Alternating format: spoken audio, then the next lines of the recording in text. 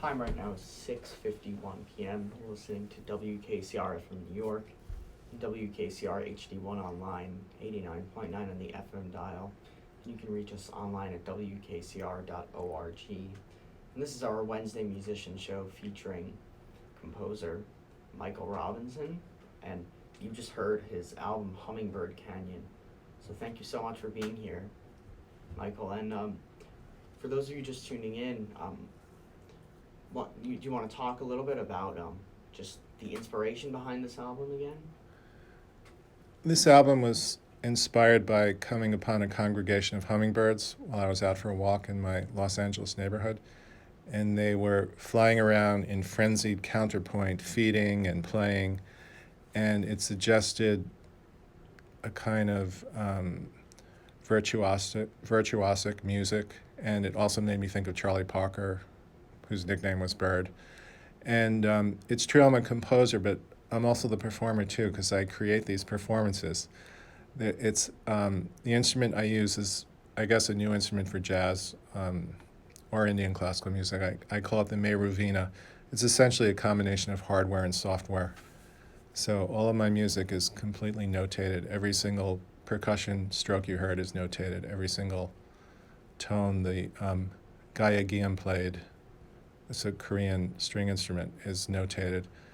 And after composition is finished, then I program the piece to be performed to its best advantage I can.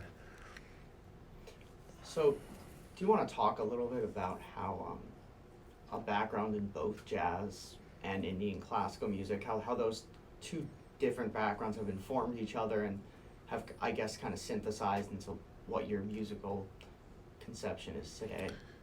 It's a fascinating question. How does American jazz and Indian classical music coincide, and how does it differ?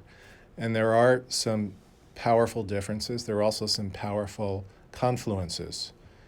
And I'm very fortunate that I got to study with some of the great geniuses in both forms. I was very fortunate to study with Lee Konitz, who's one of the architects of modern jazz, who's still with us, unlike most of the others who sadly passed away much too young. And then I also studied within the Ravi Shankar Gharana with Hari Har Rao. I think I mentioned this before, who is the senior disciple of Hari Har Rao, the senior disciple of Ravi Shankar. And then I also studied with Nazir Ali Jarazboy, who is regarded as the dean of ethnomusicologists of our time. He founded the first ethnomusicology department in America at UCLA. And from Hari Har, I learned both about the rhythmic and the melodic basis. The melodic basis is known as rag or raga, melody, which for them symbolizes Shakti, the female element in the universe. And the tala or tal is the rhythmic basis symbolizing Shiva, or the male principle of the universe. So when you study Indian music, you also begin learning about Hinduism and also Muslim traditions, because North Indian music is a confluence of Muslim and Hindu interminglings. And it's an incredible form based upon improvisation, as is jazz. And what I think a lot of people overlook, I don't think it's taught here or in Europe, the jazz standards are the ragas of jazz. If we're talking about mostly modern jazz, the jazz of Charlie Parker and Bill Evans, Dizzy Gillespie, Lee Konitz, the ragas of that music are the jazz standards, songs by Jerome Kern and Cole Porter, Richard Rodgers, Harold Arlen. We can go on and on and on. Of course, the blues are just as dominant. That's like the predominant form of jazz, the blues. But I Got Rhythm, which is the second most dominant form of modern jazz, is George Gershwin. Right. And then even beyond the songs, we have to consider that the lyricists are just as important as the composers, because a musician like Lee Konitz knows the lyrics of All the Things You Are when he plays it. And that's the meaning of the music, the lyrics too. It's great poetry. And for instance, two of John Coltrane's greatest recordings, My Favorite Things and Softly as in a Morning Sunrise, have lyrics by Oscar Hammerstein. as do two of Charlie Parker's greatest recordings, All the Things You Are and The Song Is You. I think both of those have lyrics by Hammerstein too. And they knew these lyrics very well. They were, part of the music. And to play these songs without knowing the lyrics is only really experiencing half of the song. So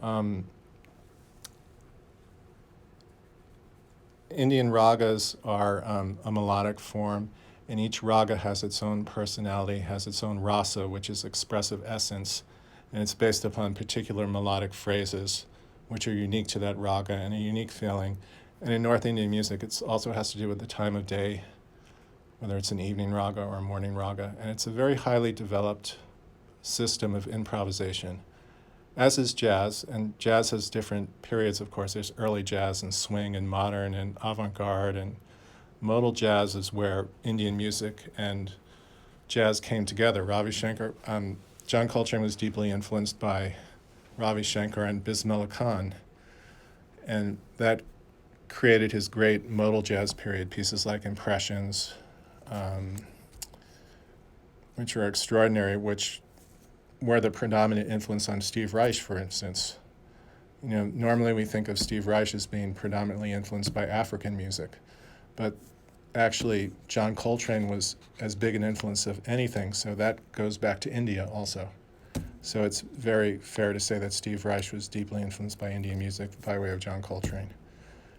And, Steve was a great person for showing us how to make music following the serialism that came out of Germany and France in the mid-20th century. And he showed how music could be made that was fresh sounding and largely inspired by India and Africa and Indonesia. So, from what I understand, you studied jazz before you studied Indian classical music. Is that correct? Yes, absolutely. So, what specifically in your jazz training helped you, or potentially made things harder in learning more about Indian classical music? All the greatest jazz artists and all the greatest Indian classical music artists are incredibly spontaneous. They don't repeat themselves. And it's really the pursuit of quality, I think. It's that elusive pursuit that all musicians and composers pursue. And there's something about being in the moment and capturing the feeling of the moment. And we're talking intellectually, spiritually, technically, emotionally. And there's a certain truth in that. And if we're adept enough at our chosen instrument, and we can instantaneously capture that momentary sensation, there will be a certain truth to the music. And whether it's beautiful or not, or has substance, that's almost a secondary thing. A lot of times it will have beauty and substance if we are being true to ourselves and we have developed our individual gifts. So, of course, Stan Getz and Lee Konitz were both famous for being very spontaneous. I have a recording of Stan Getz, Captain Marvel, with Chick Corea and Tony Williams and Stanley Clarke and Airto. And they're two takes of 500 Miles High. Completely different. His solos are completely different. Each one is a masterpiece. And he was into that. If you look at Stan Getz on the videos that are available of him, he's staring off into space. I mean, he has such a hypnotic look on his face, and he's concentrating so hard. He's like a nuclear physicist. I mean, it's just an incredible mind, and he can always find the way to express the moment. And there's always an inner logic and incredible structure to his improvisations. And he also was fearless in allowing his side people a big spotlight. He wasn't afraid to have Chick Corea playing with him. He wasn't afraid of being, upstaged. And that's another great thing. And the same thing with the greatest Indian musicians. They're very spontaneous. They don't repeat themselves. So I would say that learning that concept from Lee Konitz helped prepare me for looking for the best Indian musicians. That's one thing I would think of right away. So you mentioned this Lee Konitz album that we have in the studio right now, I Concentrate on You, as a Lee Konitz album that you are particularly fond of. So do you want to talk about this a little bit? Yeah, this is, I have my favorite recordings by all the great jazz artists, and we were looking through the library, Joey and I, and I Concentrate on You as a duet recording with Red Mitchell, the great bass player. And in it is what I feel is the greatest recording of Night and Day ever by anyone. So I think we should play that one. And Night and Day, is considered by many one of the great standards of them all. It's the Cole Porter song, and it's just, and there have been so many different recordings of it, but I think this one takes the cake. Yeah, so why don't we give it a listen? For those of you just tuning in, this is WKCR FM New York, and WKCR HD1 online, 89.9 on the FM dial, and you can reach us on the World Wide Web at WKCR.org, and this is our Wednesday Musician Show featuring Michael Robinson. Thank you so much for tuning in. Okay. I think it's the second track on the second side.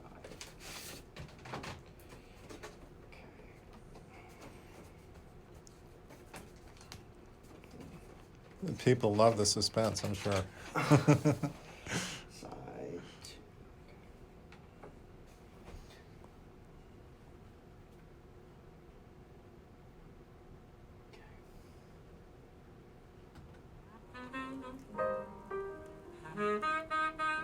I think he's playing tenor on this, actually.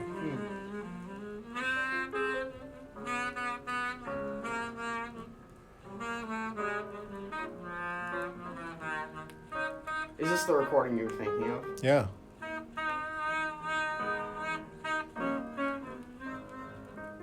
It does sound like it might be a tenor. Yeah, and Red Mitchell's playing piano, so they switched instruments on this Oh. one track. Everything else is alto and double Yeah. bass.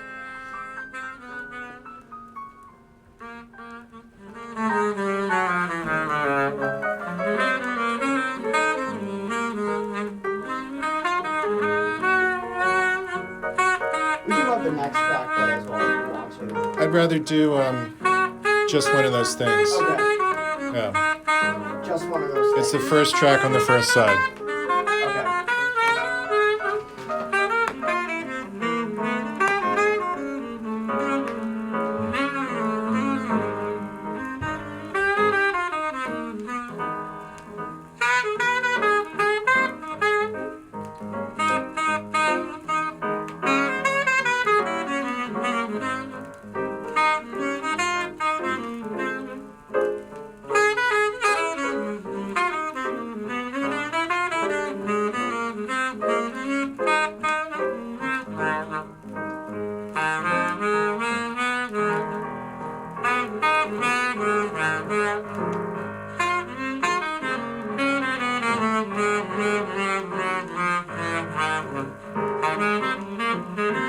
He could have been a great tenor player too. Yeah. I think he probably just picked it up on the way to the recording station in any shop, and He's still, I mean, his tone is still so similar to his album. right. That's why you're not really sure if it's tenor, but I think it's tenor. I don't think on the album it says it's tenor.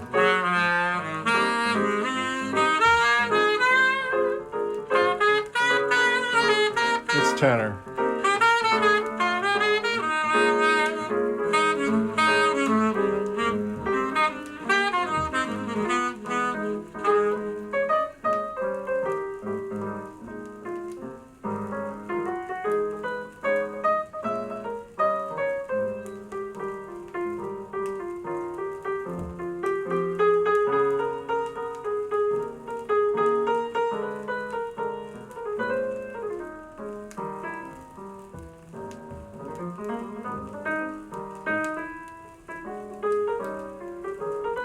love the scratches. Yeah. It's so authentic. Actually, the organ I use on the second track of Tuna's Phantom has built-in scratches in it. Because Oh, it's really? an opticon organ, Uh-huh. which used a tape to play its sounds. Yeah. And the tape would deteriorate over time and have these kind Oh, of... wow. That's very cool. Yeah. So let's play just one of those things after this. Sure. And then we could talk about both of them, or... Okay. I don't really like the other tracks on the album, to tell you the truth. It's just these two that I love.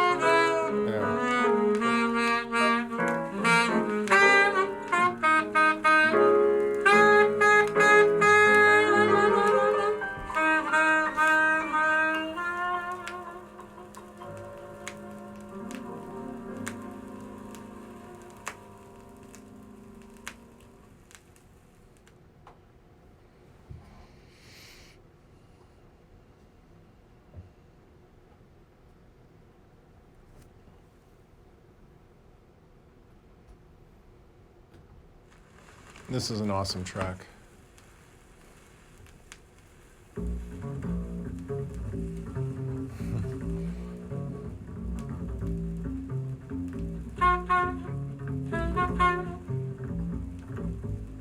And we could talk about this because Lee was a great Frank Sinatra admirer, Oh. and this song is mostly associated with him. Yeah. I mean,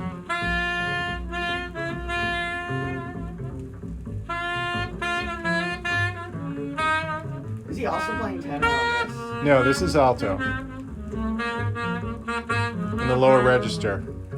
Oh, you know what? Now I'm confused. Yeah. Sounds like the same horn.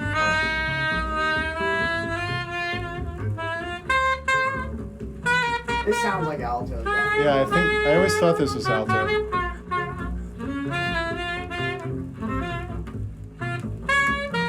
I think this is alto, but he's playing in the lower register. Oh. He's using a double lip embouchure on this recording too. That's why it sounds kind of slurred. He experimented with that for a while. It's where you don't put the teeth on the reed. It's really hard to control the mouthpiece, but it gives a more liquid sound.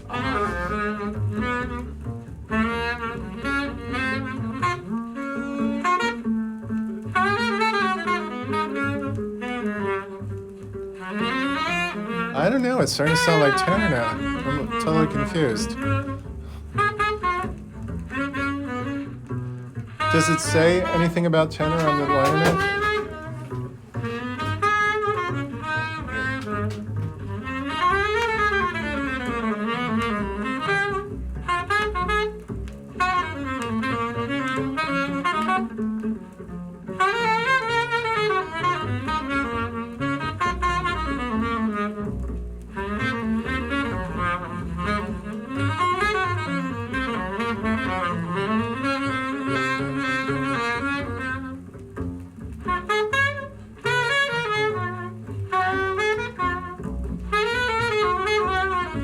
Doesn't say anything about tenor.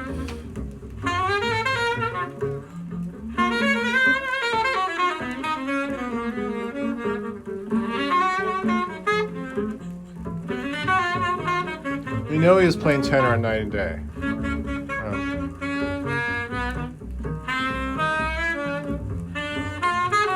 If it is tenor, he's making it sound like an alto.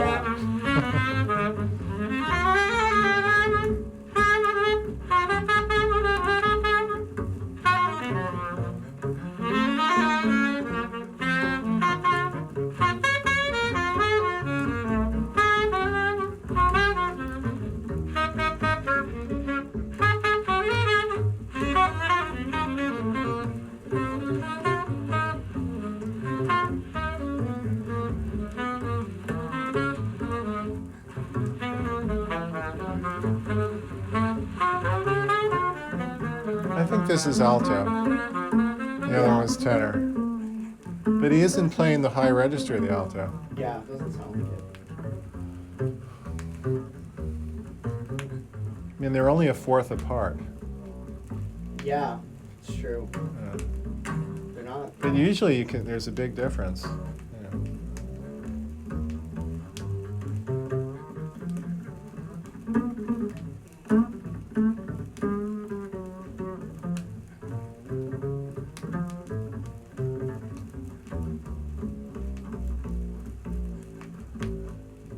Are you familiar with the Indian bansuri, the flute, the bamboo flute? Okay, because that's one of the great players, Hari Prasad Shirazia. He's one of the ultimate players you have to listen to. Yeah. So sitar, it's like Ravi Shankar, Nicole Banerjee. Who else on sitar? Those two on sitar, I would say. Sarod tends not to be my favorite, but I'll send you a list of specific because there's so many. You know, it's really hard to pick which ones.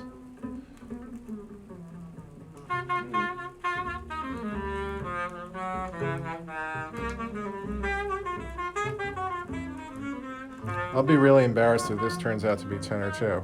You know, but I definitely don't think this is tenor. You want to talk after this? Yeah. Okay. Or we can go to Jackie after if you want, whatever.